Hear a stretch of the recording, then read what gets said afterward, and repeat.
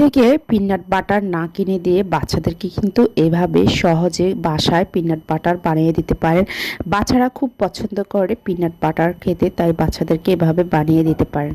আসসালামু আলাইকুম, আশা করি পুরো ভিডিওটি দেখবেন। তো চলুন চলে যাই মূল রেসিপিতে। এখানে আমি নিয়েছি পিনাট বাটার বানানোর জন্য একদম ফ্রেশ দেখে আমার বাসায় অনেক দিন ধরে এই বাদামগুলা ছিল। তো এই বাদামগুলা অনেক ভালো বাদাম। তো এই বাদামগুলা আমি কিন্তু প্রথমে কিন্তু আপনাদেরকে বাদাম ভালো দেখে বেছে নিতে হবে। একদম কোনো গন্ধ থাকা যাবে না, অনেক দিনের বাদাম থাকা যাবে না। বাদামগুলা ফ্রেশ দেখে নিয়ে তারপরে কিন্তু বাদামগুলা এভাবে আপনারা ভেজে নিতে হবে। বাদামগুলা চুলা হালকা হিট রেখে কিন্তু আস্তে আস্তে ভাজতে হবে, না হলে কিন্তু বাদামগুলা পড়ে যাবে।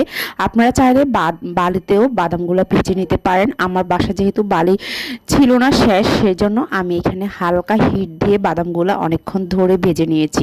যেহেতু এগুলা খোসা সহ বাদাম, সেজন্য আপনাকে ভালোভাবে ভেজে নিতে হবে হালকা হিট দিয়ে, না হলে কিন্তু এগুলো পুড়ে যেতে পারে। পুড়ে গেলে কিন্তু পিনাট বাটারের যে মূল ফ্লেভারটা সেটা কিন্তু নষ্ট হয়ে যাবে বা গন্ধ তিতা একটা ফ্লেভার আসবে। এজন্য অবশ্যই সাবধানের সাথে বাদামগুলো ভেজে নিতে হবে, যেন পুড়ে না যায়। পুড়ে গেলে তিতা হয়ে যাবে। বাদামগুলো যখন একদম বাদামি কালার হয়ে যাবে তখন কিন্তু বাদামগুলা নামিয়ে নেবেন। তো এই তো আমার বাদামগুলা কিন্তু ফ্রাই হয়ে গেছে, দেখতে পাচ্ছেন অনেকটা কিন্তু উপরে কালো কালো হয়ে গেছে। কালো হয়ে আমি কয়েকটা ভেঙে নিয়েছি, ভিতরে কিন্তু অনেক সুন্দর হয়ে গেছে। আমি কিন্তু কয়েকটা ভেঙে দেখিয়েছি।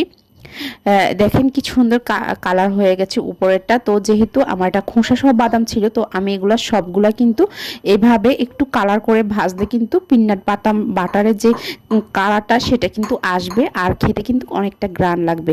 তো যাই হোক, এরকম একটা গ্রাইন্ডার, ভালো একটা ব্র্যান্ডের একটা গ্রাইন্ডার বা ব্লেন্ডার নেবেন। তো ব্লেন্ডারটা যেন ভালো হয় একটা ব্র্যান্ডের। তো ব্লেন্ডারে এমনভাবে ব্লেন্ড করতে হবে, আপনি একবার বাদামগুলা এভাবে গুঁড়ো করে আবার কিন্তু উল্টাপাল্টা করে কিন্তু গুঁড়ো করবেন। একদম মিহি গুঁড়ো যখন করবেন তখন কিন্তু বাদামের গায়ে থেকে তেলটা বের হয়ে যাবে, তখনই বুঝতে পারবেন যে পিনাট বাটারটা প্রায় হয়ে আসছে।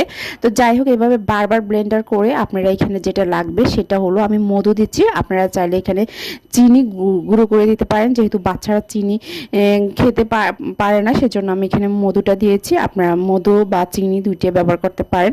এখানে আপনারা বাটার বা ঘিও দিতে পারেন। আমার যেহেতু বাসায় দুইটাও শেষ, সেজন্য আমি শুধু মধু আর অল্প একটু সামান্য চিনি দিয়ে লবণ দিয়েছি। আপনারা চাইলে লবণটা দিতেও পারেন, নাও দিতে পারেন, স্বাদের জন্য আমি লবণটা দিয়েছি। তো দেখেন এত সুন্দর হয়েছে।